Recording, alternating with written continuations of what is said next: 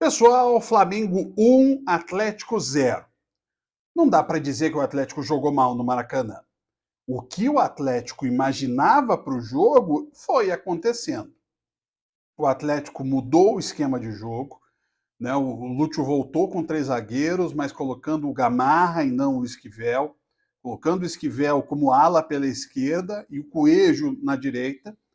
4, né, um quadrado praticamente ali de meio campo, ou seriam 2 volantes e 2 jogadores mais adiantados, né? Eric Christian mais atrás, Canóbio e Zapelli mais à frente. O Canóbio caindo mais para a esquerda, o Zapelli caindo mais para a direita e o Pablo no ataque. Por sinal, o Lúcio tirou o Mastriani, que foi titular no jogo passado, né, na estreia dele, titular contra o Racing, e nem colocou no jogo. Começou o Pablo e depois entrou o Diório. O Atlético conseguiu conter o Flamengo? Conseguiu. Graças à dedicação de todos os jogadores, à luta, Eric e Christian, que praticamente ficaram só marcando, o Christian não fazia um papel desse há muito tempo. O Coelho se desdobrou mais uma vez para ser o ala. O Esquivel fez a parte dele, o Canóbio ajudou, todo mundo lutou, até em dados momentos o Zapelli era o jogador mais avançado e o Pablo também vinha ajudar para marcar.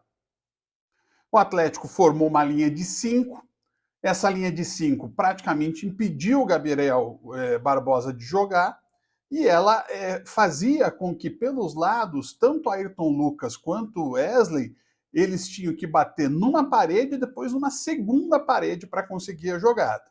Como o Tite errou com a escalação do Plata fechando para que o Gerson, digamos assim, desse amplitude para o time, o Flamengo não conseguia ameaçar muito o Mikael no primeiro tempo. Teve uma outra jogada, mas o Atlético também teve, né, com o Zapelli, uma possibilidade muito real que foi defendida pelo Agustin Rossi.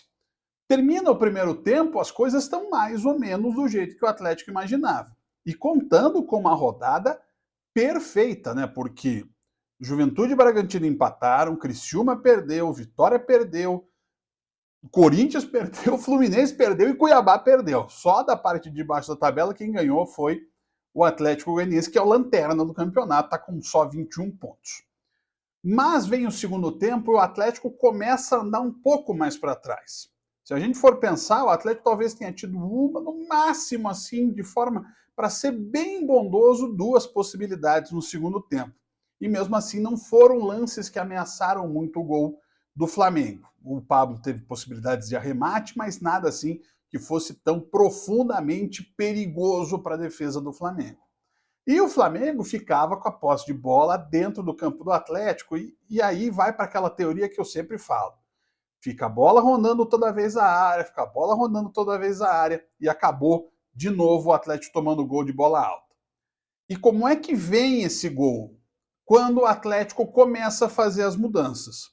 E aí você vai dizer, não, o Lúcio errou? Na verdade, o Lúcio tem essas opções. Coelho cansa, tem que pôr o Madison. O Esquivel cansou, pois o Fernando não há. O Fernando hoje não vive o melhor momento, o Esquivel está claramente melhor, foi um dos destaques do jogo pelo Atlético, ele e o Coelho, inclusive. Cansa o Canóbio, entra o Julimar, cansa o Pablo, entra o Diório. Então, assim, e cansou o Zapelli e entrou para Chedes.